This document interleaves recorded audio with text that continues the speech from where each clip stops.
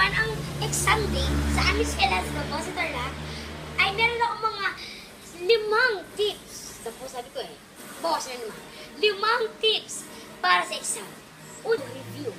Dapat, bago mag-review, ay kumain muna ng hapunan. Kahit na pagkain. At pangalawa naman, ay dapat hina-highlight mo lahat ng mga importante sinasabi ng inyong guro. At dapat, nagsusulat ng mga notes o nagtitake na notes para naman mga importante dahil hindi lahat ng sinasabi ng guro at mga napapag-aralan nyo ay nasa inyong libro o textbook. At ang pang-apat, at second to the last, ay dapat nakikinig kasi yung guro. Dahil lahat ng sinasabi niya ay trivia at laging binibigay sa kanya exam na quiz number 1. Ikaw at tinarsa yung teleport at pinamalaga ang pang-5 ay bago dumating yung teacher at may time ka pa, mag-review ka na para maka-perfect ka sa iyong test.